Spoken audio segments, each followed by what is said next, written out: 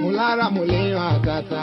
mo bí mọ mo ní ìyàwó rẹ̀ ò ilé aláyọ̀ nílé wa. bẹ́ẹ̀ ni o ilé aláyọ̀ ní tiwa oore ìdùnnú àti ayọ̀ kò ní wọ́n nílé gbogbo wa o èyí ni a fi ń ṣe ìkéde ìdúpẹ́ pàtàkì fún ìgbéyàwó tí a ṣe fún ọmọ wa Abdul Kodri Ọláwálé tí ó gbé Zinatu níyàwó ní ọjọ́ 16 oṣù kẹjọ ọdún 2025 ìyẹn 2027 tí a wà yìí ní mosque du Mensonge Hajj tí a ti ṣe ìgbàlejò wẹ̀jẹ̀wẹ̀mu ní ọjọ́ 17 ní àdúgbò Avenue Green Palace àdúpẹ́ gidigidi lọ́wọ́ ẹbí Korodu Jibril àti ẹbí Situ Pindra akí ìdílé ọ̀dúnmọ̀rún ìdílé Balógun ìdílé Amọ́lọ́kọ́ ẹkú àfọmọnìyàn ṣe ìyàwó Alhaja Taibat ní kí a dúpẹ́ lọ́wọ́ gbogbo ìyàwó ilé láì dẹ́nìkan sí ẹkú àdúrótì àdúpẹ́ lọ́wọ́ ẹbí ará ọ̀rẹ́ ojúlùmọ̀ tí ẹ fi ìfẹ́ dúró tì wá Ọlọ́run yóò bá wa dúpẹ́ fún ẹnìkọ̀ọ̀kan wa o akí gbogbo ọmọ Yorùbá ní tìlétoko nínú àsìgámẹ̀ àsìvítọ́ àsìyẹyẹ àtìpọ́jí àti nínú gbogbo ọjà jákèjádò gbogbo ìlú Togo ẹ ṣeun ẹkú àdúrótì adúpẹ́ lọ́wọ́ gbogbo ẹ̀yin tí lomẹ̀ ànẹ́wọ́ ṣẹ́fíẹ́ pálímẹ̀